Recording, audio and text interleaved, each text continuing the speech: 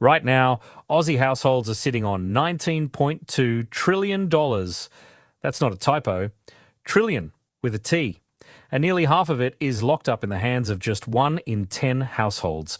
So here's the question that's going to sting a bit. If you had to guess where you personally rank on that ladder right now, would you actually know?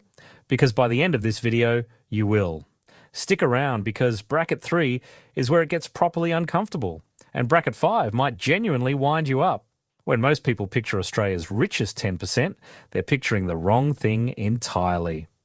Harbourside mansions, a Merc in the driveway, Cottesloe beach houses. Forget it. The real top 10% is a lot closer to home than that, and honestly, a lot more boring. No yachts, no private jets, no champagne on a Tuesday. Just property, super, and shares, quietly compounding for 20 plus years while everyone else was busy arguing about smashed Avo and who's shouting the next round. Where you land on this ladder depends almost entirely on one thing: your age and what you've actually done with the years you've had. Not what you earned, what you did with it. Let's climb it, rung by rung. Start young. If you're 18 to 24, the typical net worth in this bracket sits somewhere around $45,000, mostly a bit of super, maybe a car, maybe some savings sitting in a high-interest account you keep meaning to top up. The top quarter of this age group is already sitting past $120,000, but to genuinely crack the top 10% in your early 20s, you're looking at somewhere between $200,000 and $260,000 in net assets. Sounds mental for someone who can barely legally rent a car, but it happens. A HEX-free trade apprenticeship that started at 17, a small side hustle that actually took off, or still living under mum and dad's roof stacking every dollar while your mates are tipping theirs into Uber Eats and a Thursday night at the pub. It's not glamorous, it's just early. All right, keep that number in your head because the next bracket is where the gap really starts to open up. And this is the one that surprises the most people. 25 to 34. Household wealth in this bracket jumped roughly 63% in 5 years, going from around $340,000 up to $550,000. That's an enormous leap for a 5-year window, and it wasn't luck. It was timing. The young Aussies who bought in during the rock-bottom interest rate window of 2020 and 2021 got in early, rode the property boom, and their equity has ballooned ever since.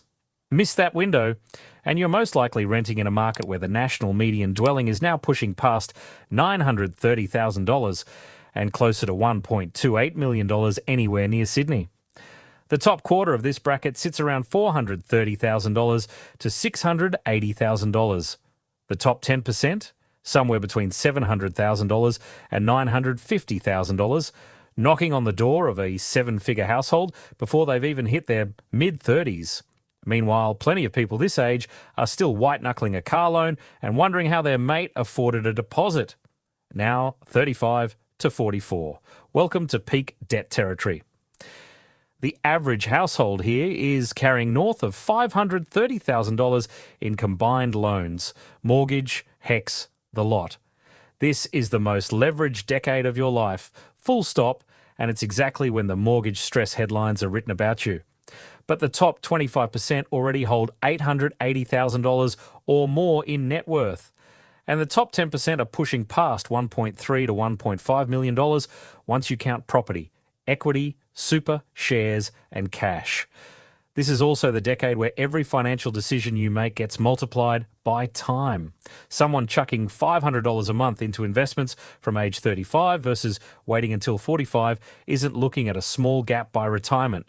They're looking at a difference worth hundreds of thousands of dollars just from a 10-year head start. That's the maths nobody explains to you at 18. Quick one before we keep climbing. Drop your age bracket in the comments and where you reckon you'd land on this ladder. Be honest, not aspirational. I'll read a few out later in the comments section now. Bracket 4 is where the real separation starts, and it's also where the tax strategies start getting genuinely clever. 45 to 54. Median net worth here climbs to somewhere between $610,000 and $730,000. The top quartile is sitting at $1.1 to $1.3 million, and the top 10% between $1.8 and $2.3 million.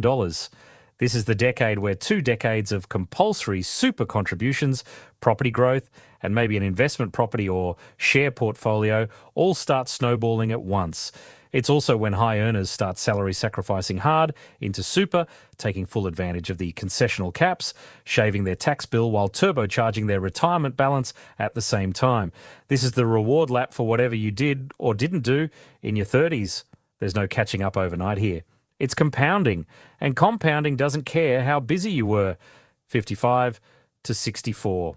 This is peak wealth. Full stop. Average household net worth in this bracket sits at roughly $2.5 million. The top 10% are comfortably north of $3.5 million, with some pushing toward $4.5 million or beyond. Super balances here average close to $780,000. Property wealth averages around $1.5 million per household. And here's the kicker, nobody says out loud. This generation bought their homes when prices were a fraction of what they are today. A weatherboard that cost them 3 years' salary now costs a younger buyer closer to 12. They've had decades of compounding on assets younger Aussies can barely get a foot on, no matter how many smashed arvos they cut out. It's not a personal failing on either side. It's just maths stretched across time. But wealth doesn't just keep climbing forever. After this, something shifts, and it's the part of the ladder almost nobody talks about. Past 65, wealth plateaus, then quietly declines.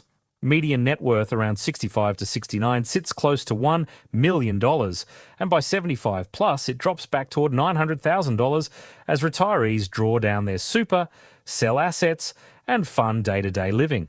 The top 10% of retirees are still sitting well above $3 million, but the trend flips. You stop stacking and you start spending. This is the phase almost nobody plans for properly. People spend 40 years building wealth and then have zero strategy for making it last and end up more anxious about money at 70 than they were at 40. The retirees in the top 10% aren't just rich because they earned more. They're rich because they structured the drawdown properly, diversified their income streams, and kept their money working even after they clocked off for good. Zoom all the way out, and the top 10% of Aussie households now hold an average net worth north of $6 million. Meanwhile, the bottom 60% of households are sharing less than a fifth of the country's total wealth between them. Sit with that, 60% of the country splitting under 20% of the pie. That gap isn't closing, it's widening. And it tells you something important. Wealth in Australia was never really about income. Plenty of high-income earners are asset poor. It's about assets. The people who own property, who hold shares, who let super compound quietly for decades without touching it. They're the ones pulling away from everyone else. But here's the part that actually matters. The people in the top 10% mostly didn't start rich. They just made different calls at key moments, usually boring, unglamorous ones. They bought when they could afford to, instead of waiting for the mythical perfect time that never actually arrives. They maxed out super in their 30s instead of panicking about it in their 50s. They held their shares through the rough patches instead of panic selling the moment the market dipped. And there's a shift coming that could rewrite this whole ladder for the next generation.